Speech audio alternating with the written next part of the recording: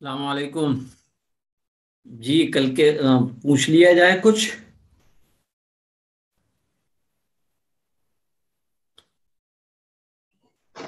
وعلیکم السلام جی۔ نازیہ آپ بتائیے گا، سورہ اخلاص کی فضیلت کیا ہے؟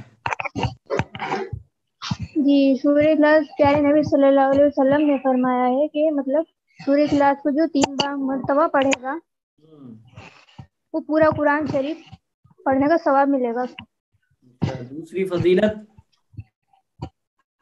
اور جو اس کو 10 مرتبہ پڑھے گا اس کا جنت میں گھر بن جائے گا۔ ماشاء اللہ۔ اچھا عائشہ بتائیں، سورہ اخلاص کا دوسرا نام کیا ہے؟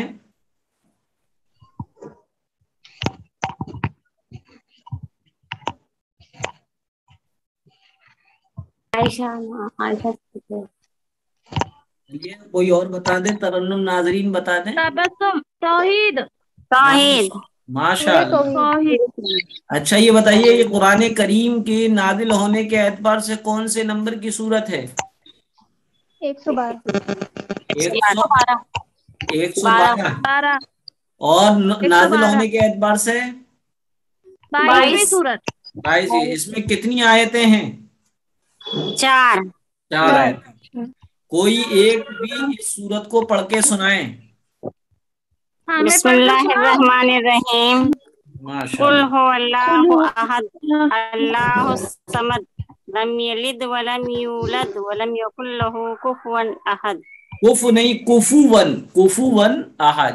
اچھا کوئی ترجمہ سنائے اس کا۔ ترجمہ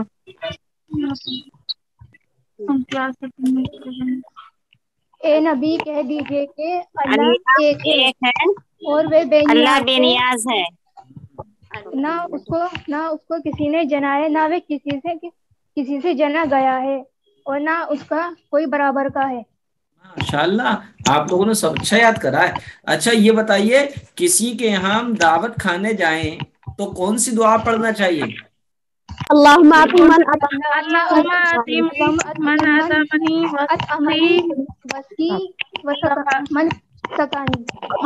بتائیں کوئی بھی۔ اے اللہ جس نے مجھے پلایا تو اسے پلا۔ اچھا تو اب یہ بتائیں کہ 5واں کلمہ کون سنائیں گے؟ اللہم انی اعوذ بک من ان اشرک بک شیئا وانا اعلم به واستغفرک لما لا اعلم به تبت عنه وتبرأت من الكفر والشرك والمعاصي كلها اسلمت وآمنت وأشهد لا الہ الا اللہ محمد رسول اللہ۔ آپ نے چھٹا سنا دیا شاید۔ جی میں سناؤں؟ ہاں سنائیے۔ 5واں کلمہ استغفار۔ استغفر اللہ ربی من کل ذنب اذنبتہ عمدن اب خطأً سرًا او علانیۃ واتوب الیہ من الذنب الذی اعلم ومن الذنب الذی لا اعلم انک انت علام الغیوب وستار العیوب وغفار الذنوب ولا حول ولا قوۃ الا باللہ العلی العظیم۔ ماشاء اللہ ماشاء اللہ۔ اچھا یہ بتائیے، وضو کو توڑنے والی چیزوں کو کیا کہتے ہیں؟ نواقض وضو۔ نواقض وضو کتنے ہیں؟ 8۔ 8۔ کاؤنٹ کیجئے گا کوئی ایک۔ پخانا یا پیشاب۔ پخانا یا پیشاب کا نکل جانا، اور ہوا خارج ہو جانا، بدن کے کسی حصے سے خون کا بہہ جانا، اور منہ بھر کر کرنا، اور کھلا کر ہنسنا۔ اچھا لیٹ کر سہارا لگا کر لیٹ جانا، کسی بیماری یا کسی اور وجہ سے بے ہوش ہو جانا، پاگل ہو جانا، کہا مار کر ہنسنا۔ احکام مار کر ہنسنا۔ دیکھیے آپ لوگوں سے میں ایک مسئلہ پوچھ رہا ہوں، سوچ سمجھ کے بتائیے گا۔ کیا نماز کے باہر کہا مار کر ہنسنے سے وضو ٹوٹ جاتا ہے؟ واپس سوال کی نماز کے اندر ٹوٹتا ہے، جی اگر نماز کے اندر باہر نہیں، نماز مکروہ ہو جاتی ہے۔ بہت اچھا جواب دیا آپ نے، نماز کے باہر کہا مار کر ہنسنے سے وضو نہیں ٹوٹتا ہے، بہت اچھا جواب دیا آپ لوگوں نے۔ اچھا اب ہم سیرت میں کچھ سوال کر رہے ہیں آپ سے، بتائیے مکہ کا کیا رواج تھا؟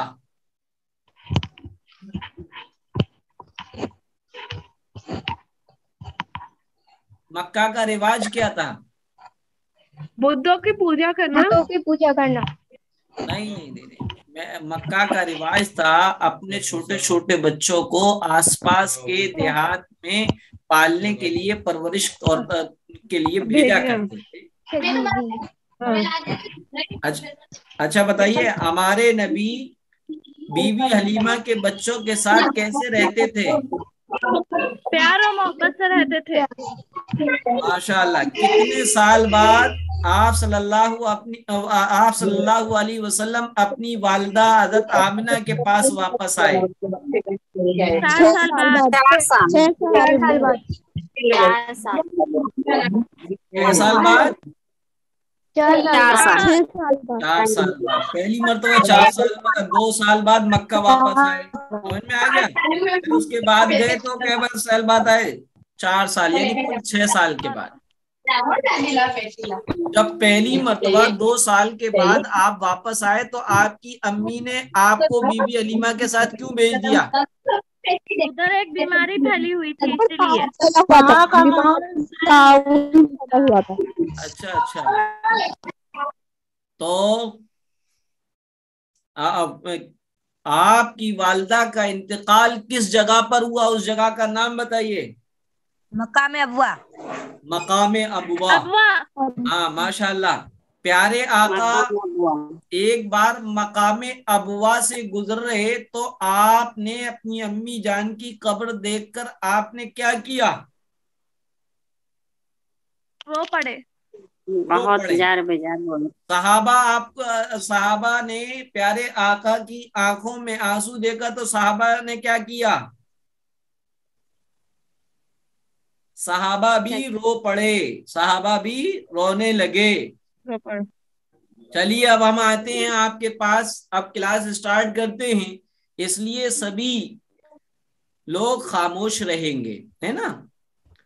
آج ہم لیتے ہیں سورہ کوثر کو، انا اعطیناک الکوثر۔ اس سورت کا نام سورہ کوثر ہے، قرآن کریم کی 108ویں نمبر کی سورت ہے اور مکی سورتوں میں سے ہے، 30ویں پارے میں ہے۔ یہ سورت قرآن کریم کی سب سے چھوٹی سورت ہے، کیونکہ قرآن کریم کی سب سے چھوٹی سورت میں 3 آیتیں۔ اس سورت کو اس بنا پر سورہ کوثر کہتے ہیں کہ اس کی جو شروع کی آیت ہے، اللہ تعالیٰ نے اس آیت میں اپنے پیارے حبیب حضرت محمد صلی اللہ علیہ وسلم کو کوثر عطا کرنے کا ذکر کیا ہے، اس لیے اس سورت کا نام سورہ کوثر ہے۔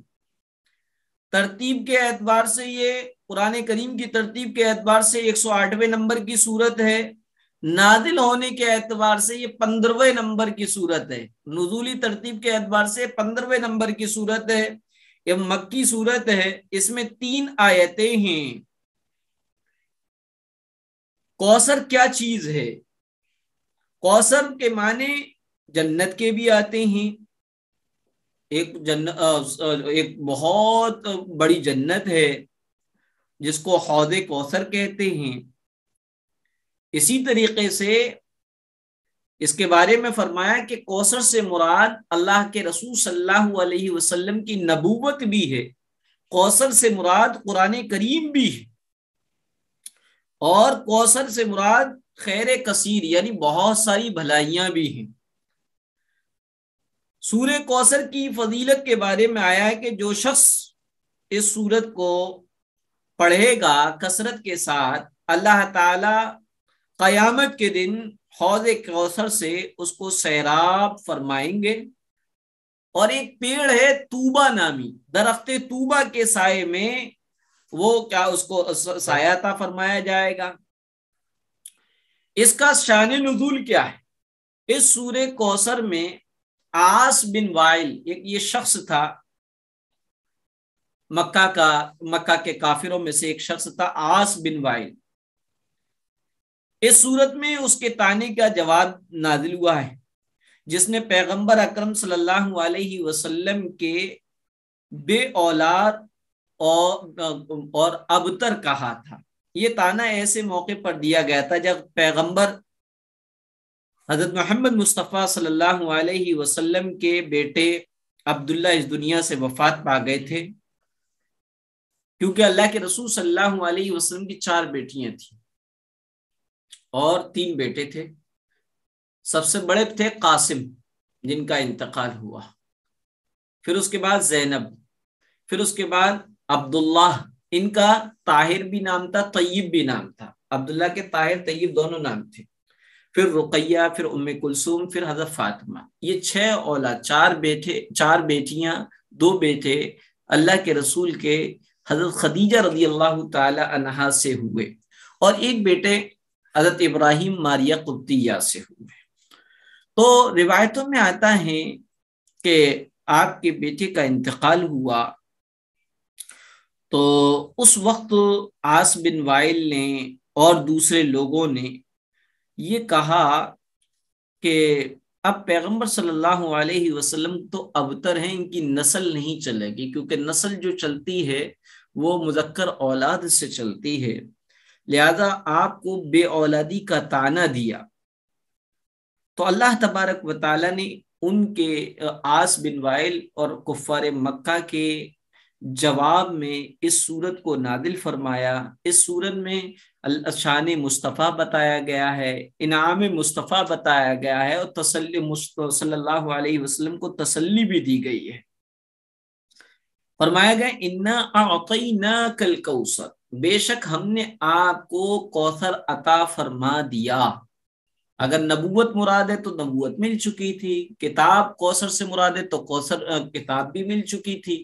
انا اعطیناک الکوثر، کوثر نہیں کوثر، انا اعطینا، آتے نہ پڑھتے لوگ، آتے نہ نہیں، عین نکالنا ہے، اعطیناک الکوثر، ہم نے آپ کو کوثر عطا فرمائے، یعنی کہ آپ کو حوض کوثر عطا فرمایا۔ حوض کوثر حشر کے میدان کی وہ نہر ہے جو جنت سے لائی جائے گی، جس کا پانی مٹھاس میں شہد سے زیادہ شیریں ہیں، اور صاف و شفافیت میں چاندی سے زیادہ ہے، اور سفیدی میں دودھ سے زیادہ ہے۔ اس کے اوپر اتنے آب خورے کہتے ہیں پانی پینے کے پیالے اور برتنوں کو، آسمان میں جتنے چاند تارے نظر آ رہے ہیں، ان گنت تارے ہوتے ہیں، کوئی نہیں گن سکا ہے۔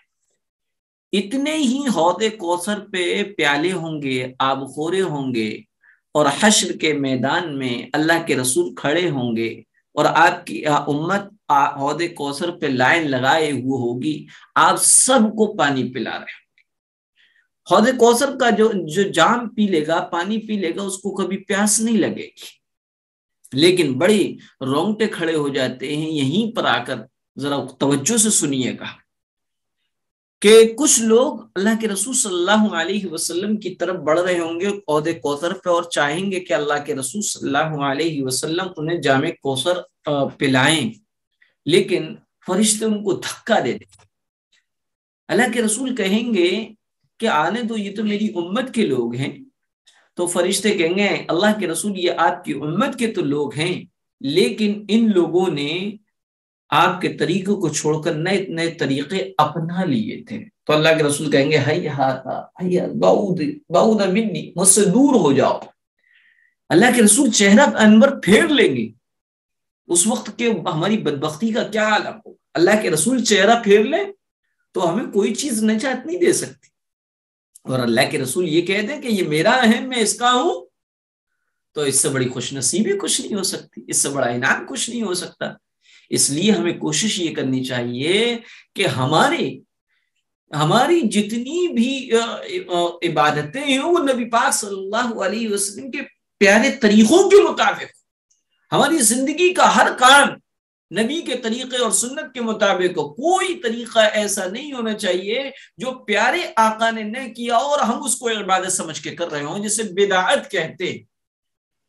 بدعت کرنے والے کی سب سے بڑی جو نقصان کی بات یہ ہوگی وہ شفاعت سے محروم ہوگا، وہ حوض کوثر کے سے محروم ہوگا۔ بہرحال فرمایا انا اعطیناک الکوثر، بے شک ہم نے آپ کو کوثر عطا فرما دی، فصلی لربک وانحر، تو آپ اپنے رب کے لیے نماز پڑھیے گا، وانحر اور قربانی کیجیے گا، ان شانئک هو الابتر، بے شک آپ کا دشمن، شانیون کے معنی دشمن کے آتے ہیں، ان شانئک بے شک آپ کا دشمن هو الابتر، وہی بے نسل ہے، بے اولاد ہے، دم بریدہ ہے۔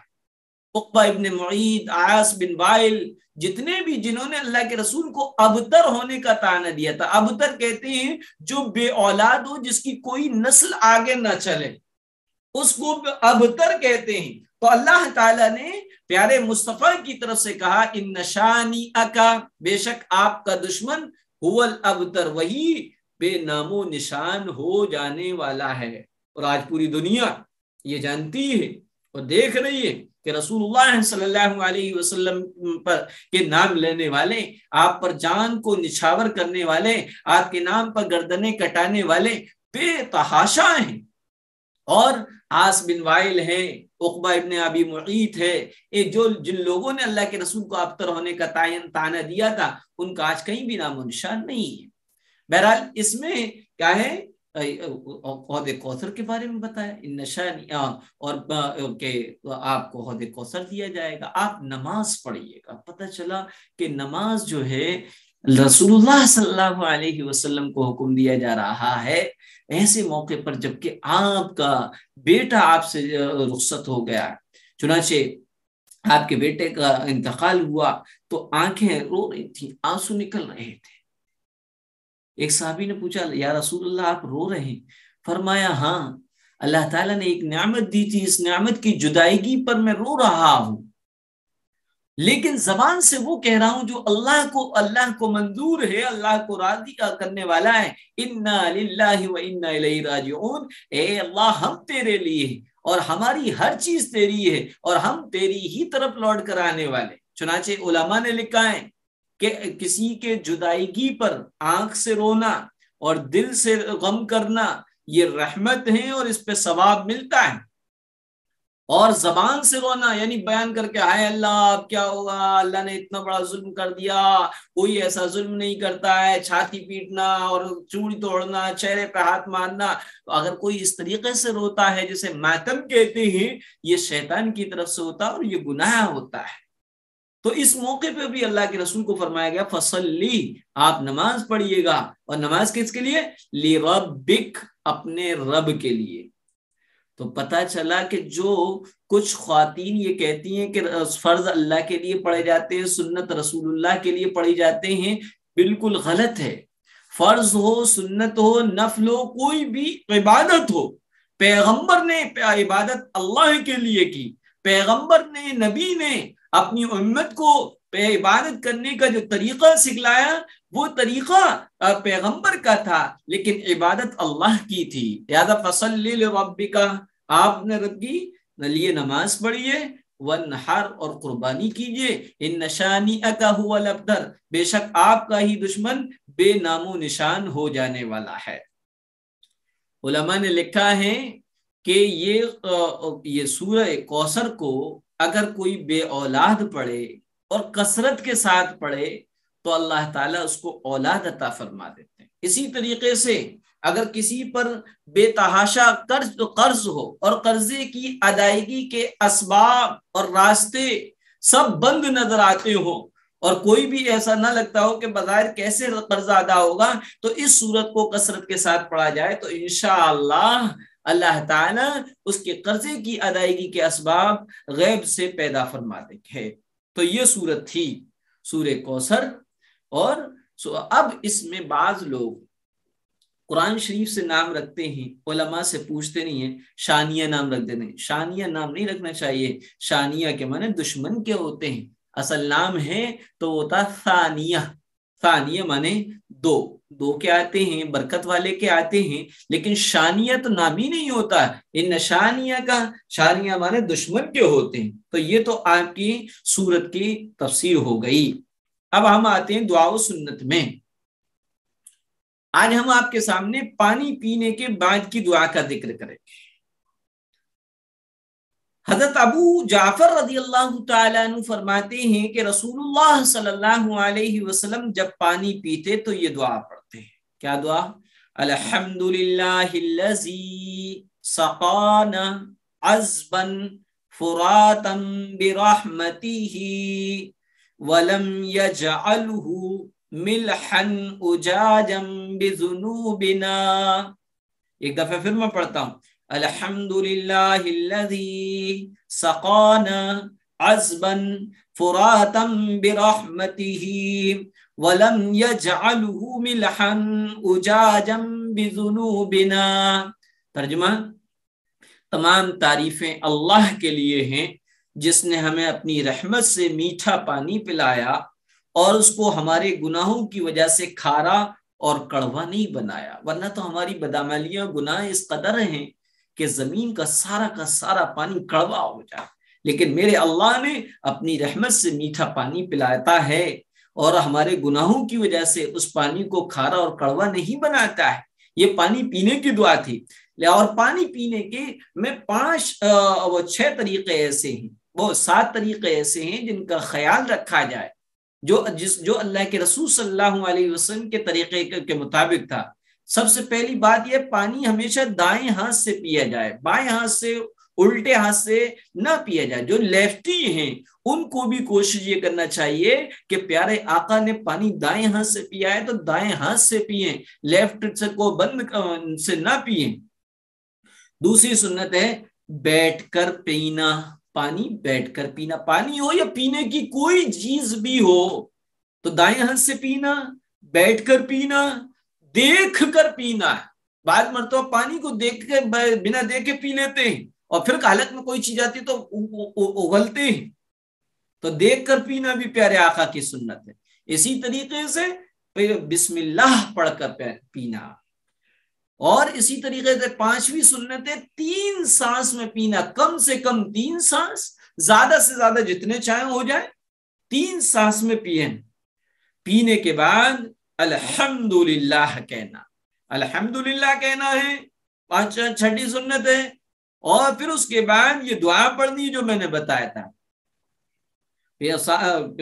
اور پینے کے بعد جو ہے الحمدللہ کہنے کے بعد یہ دعا پڑھنی ہے، کون سی؟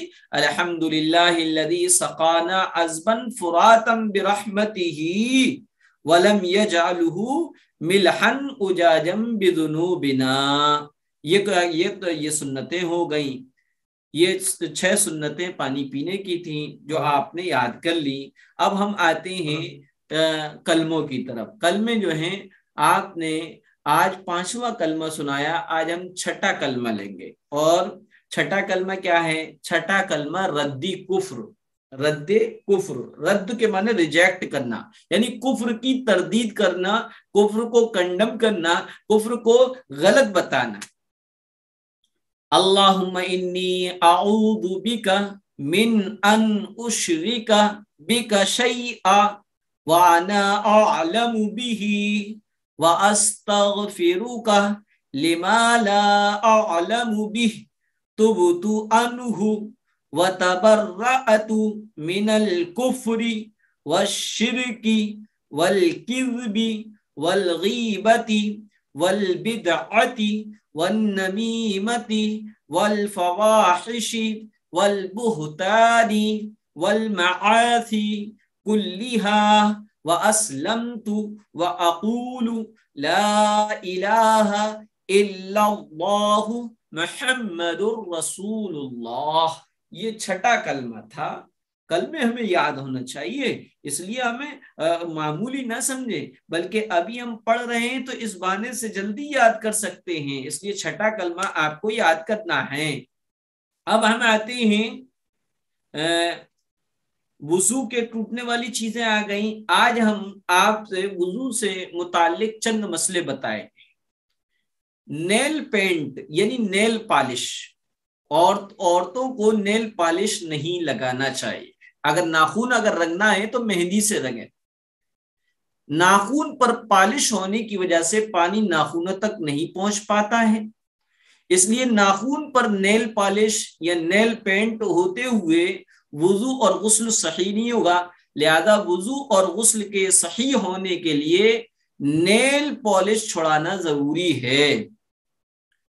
اسی طریقے سے لپسٹک، عورتوں کو لپسٹک نہیں لگانا چاہیے۔ لپسٹک مختلف کیمیکلوں سے بنائی جاتی ہے اور یہ کئی قسم کی ہوتی ہے۔ اگر یہ تہدار ہو، پرت والی ہے، تو وضو اور غسل کے وقت اس کا صاف کرنا ضروری ہے، ورنہ وضو اور غسل صحیح نہیں ہوگا۔ لپسٹک میں بعض لوگ تو کہتے ہیں اس میں پگ کی چربی ہوتی ہے، ایسا تو خیر نہیں ہے۔ یہ صرف اگر تحقیق سے یہ بات ثابت ہو جائے کہ بہرحال لپسٹک میں PIG کی چربی ہے تو نہ لگائیں، لیکن عموماً تحقیق سے، ریسرچ سے یہ ثابت نہیں ہوا، اس لیے جب تک ثابت نہ ہو جائے جب تک اس کو حرام نہیں کہیں گے۔ لیکن لپسٹک کچھ ایسی کیمیکل سے بن کے آ رہی ہے جو تہدار ہوتی ہے، پرت والی ہوتی ہے، لگانے پر اگر کیا ہے وضو وغیرہ کیا یا تھوڑی سی لگی رہ گئی اور ہم نے وضو کیا تو پانی اس لپسٹک کے نیچے نہیں پہنچ پاتا ہے، اس لیے لپسٹک اگر لگی ہو اور آپ کو وضو اور غسل کرنا ہو تو ایسی صورت میں خوب اچھی طریقے سے پہلے لپسٹک کو چھڑا لیں، پھر اس کے بعد وضو اور غسل کریں۔ پینٹ بدن پر لگا ہو تو پانی چمڑی تک نہیں پہنچ پاتا، پینٹ یعنی کوئی کلر وغیرہ، لہذا وضو اور غسل کرتے وقت اس کو بھی چھٹا لے اچھی طریقے سے، ورنہ وضو اور غسل صحیح نہیں ہوگا۔ انگوٹھی، اگر کسی عورت نے بہت ہی تنگ انگوٹھی یا چھلا پہن رکھا ہے، ویسے تو بہتر یہ ہے کہ لیڈیز جو ہیں یا تو گولڈ پہنے یا سلور پہنے، اور کسی دوسری دھات کی انگوٹھی بہتر نہیں ہے۔ اگر انگوٹھی پہننی ہے تو سونے کی ہو یا چاندی کی ہو۔ میں اس لیے کہتا ہوں یہ کہ آرٹیفیشل کے زیورات تو جائز ہیں، لیکن انگوٹھی بتا رہا ہوں، رنگ میں صرف سونے چاندی کی، اس لیے کہ سونے چاندی کی 1 پہنی جائے گی، 2 پہنی جائیں گی، 3 پہنی جائیں گی، اور دوسری چیزوں کی اگر اجازت ہوتی تو آرٹیفیشل کے سبھی لوگ پہن لیتے ہیں۔ دراصل وضو کو بچانا تھا، غسل کو بچانا تھا۔ اگر کسی نے تنگ انگوٹھی رنگ پہن رکھی ہے تو وضو کرتے وقت اس کو ہلانا ضروری ہے تاکہ پانی انگوٹھی کے نیچے تک پہنچ جائے، اور انگوٹھی آلریڈی پہلے سے ہی ڈھیلی ہو تو اسے ہلانا مستحب ہے۔ ایسی صورت میں وضو اور غسل کے وقت اس کو ہلانا مستحب ہے۔ کب مستحب ہے؟ جبکہ انگوٹھی ڈھیلی ہو، اور انگوٹھی ٹائٹ ہو، تنگ ہو، تو ایسی صورت میں وضو میں بھی اور غسل میں بھی اس کا ہلانا ضروری ہے۔ کان اور ناک کے زیور، کان چھتتی ہے، کان بھی چھتتے ہیں، کان میں لونگ ہوتی ہے، ناک میں لونگ ہوتی ہے، کان میں بندے اور ٹاپس وغیرہ ہوتے ہیں، تو کان اور ناک میں پہنے جانے والے زیور کو غسل کرتے وقت ہلانا ضروری ہے تاکہ پانی اندر پہنچ جائے۔ اس طریقے سے اس کو جو اندر کا حصہ اس کو اندر پھرا لیا جائے تاکہ پانی اس سوراخ میں پہنچ جائے۔ اس کا بہت زیادہ خیال رکھنا چاہیے۔ وضو کر رہے ہیں تو یوں اس طریقے سے پانی وہ کر لیں، اور اگر نہا رہے ہیں تو خوب اس طریقے سے کر لیں۔ سطر کھلنے سے وضو نہیں ٹوٹتا۔ بدن کا چھپا ہوا حصہ کھل جائے یا بدن کے سارے کپڑے اتار دینے سے وضو نہیں ٹوٹتا۔ عوام میں یہ سمجھا جاتا ہے کہ ننگا ہونے یا ننگے بدن کو دیکھنے سے وضو ٹوٹتا ہے۔ یہ جو مشہور ہے یہ بالکل غلط ہے، سراسر غلط ہے، اس کا کوئی ثبوت نہیں ہے۔ یہ وہ مسئلے تھے جو وضو اور غسل سے تعلق رکھتے تھے، اس لیے میں نے آپ کو بتا دیا۔ اب آج غسل کے 3 فرائض ہیں۔ غسل میں 3 فرض ہیں۔ نمبر 1، منہ بھر کے کلی کرنا۔ غسل کے معنی نہانے کے آتے ہیں، شریعت میں خاص طریقے سے نہانے کو غسل کہتے ہیں. غسل کے اندر 3 چیزیں فرض ہیں اور غسل کے فرض ان 3 چیزوں کو کہتے ہیں جس میں کمی رہ جانے سے وہ غسل نہ ہو. نمبر 1 منہ بھر کر کلی کرنا. نمبر 2 ناک میں پانی ڈالنا، نرم ہڈی تک ناک میں پانی ڈالنا. نمبر 3 پورے بدن پر اس طرح پانی بہانا کہ ایک بال برابر بھی کوئی جگہ سوکھی نہ رہے. یہ جو ہے غسل کے فرائض تھے. اب ہم آتے ہیں آپ کے پیارے نبی کی اس پہ سیرت پر. ہمارے نبی کی پرورش، ہمارے نبی کے دادا میاں حضرت عبد المطلب آپ صلی اللہ علیہ وسلم کو بہت پیار کرتے. دادا میاں نے آپ کی پرورش کی، بہت محبت سے پالا. 8 سال کے ہوئے تو دادا میاں بھی چل بسے. مرتے وقت دادا میاں نے آپ صلی اللہ علیہ وسلم کو ابو طالب کے حوالے کیا، جو ابو طالب آپ کے چچا تھے. ہمارے یہاں پر چچا مطلب کہ ابا سے چھوٹوں کو چچا کہتے ہیں اور ابا سے بڑوں کو تایا کہتے ہیں. لیکن عربی میں ابا سے چھوٹے ہوں یا بڑے ہوں دونوں کو چچا کہتے ہیں. تو ابو طالب ویسے تو اللہ کے رسول صلی اللہ علیہ وسلم کے والد حضرت عبداللہ سے بڑے تھے، تو لیکن چونکہ عرب کا کلچر میں عرب کا رواج تھا کہ ابا کے چھوٹے بھیا کو اور ابا کے بڑے بھیا کو چچا کہتے تھے. بہرحال مرتے وقت دادا میاں نے آپ صلی اللہ علیہ وسلم کو ابو طالب کے حوالے کیا.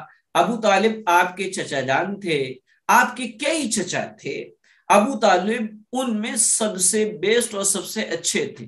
آپ صلی اللہ علیہ وسلم سے محبت کرتے، ہمیشہ ساتھ لیے پھرتے، پیار کرتے، کسی طرح کی کوئی تکلیف نہ ہونے دیتے. سفر میں بھی آپ صلی اللہ علیہ وسلم کو ساتھ میں رکھتے تھے. ہمارے نبی کی جوانی پیارے رسول صلی اللہ علیہ وسلم چچا جان کے سائے میں پلے بڑھے، آہستہ آہستہ جوان ہوئے. جوانی میں آپ صلی اللہ علیہ وسلم سب سے اچھے تھے. عرب کے جوان آپس میں لڑتے، آپ صلی اللہ علیہ وسلم لڑائی سے ہمیشہ دور رہتے. اکثر لوگ شراب پیتے، جوا کھیلتے، برے برے کام کرتے. آپ صلی اللہ علیہ وسلم کو برا سمجھتے، غریبوں کو کھانا کھلاتے، مزدوروں کی مدد کرتے، کمزوروں کا ساتھ دیتے تھے. یہ تو سیرت ہو گئی. اب آپ لوگوں کو کوئی مسئلہ معلوم کرنا ہے تو معلوم کر لیں.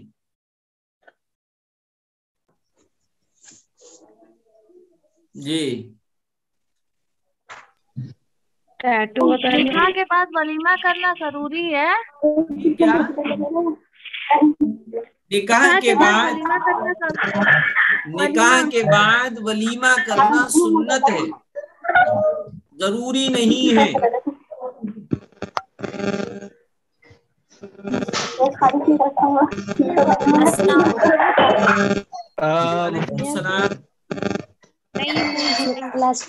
جب ہم نہاتے ہیں اور نہانے سمے جب ہم وضو بناتے ہیں تو اس میں بسم اللہ الرحمن الرحیم پڑھ سکتے ہیں.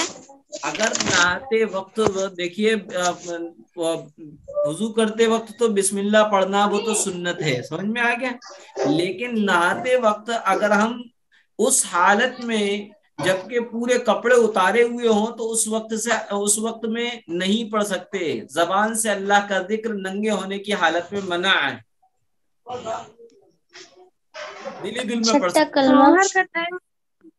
ظہر کا ٹائم کب تک ہوتا ہے؟ ظہر کا ٹائم مختلف جگہوں پر مختلف اعتبار سے اس کے جگہ رہتے ہیں. اس وقت جو ہے ظہر کا ٹائم 4 بجے ختم ہو رہا ہے. چھٹا کلمہ کا مطلب کیا ہوگا؟ چھٹا کلمے کا مطلب ردی کفر، یعنی کفر کی تردید کرنا، کفر کو ریجیکٹ کرنا اور اللہ کی وحدانیت کا اقرار کرنا.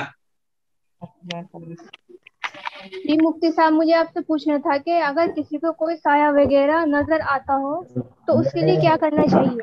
دیکھیے اگر سایہ وغیرہ اگر نظر آتا ہے تو یہ بتائیے کہ تنہائی میں نظر آتا ہے یا سب کے ساتھ میں بیٹھے ہوئے جب نظر آتا ہے؟ سب کے سامنے. سب کے سامنے. تو ایسی صورت میں آپ آیت الکرسی پڑھ لیا کریں اور پھر اس کے بعد دیکھا کریں انشاءاللہ. وہ ایک بچی کو نظر آتا ہے, وہ چھوٹی بچی ہے 7 سال کی, 7 وہ سال بہت کی. کانپنے لگتی ہے.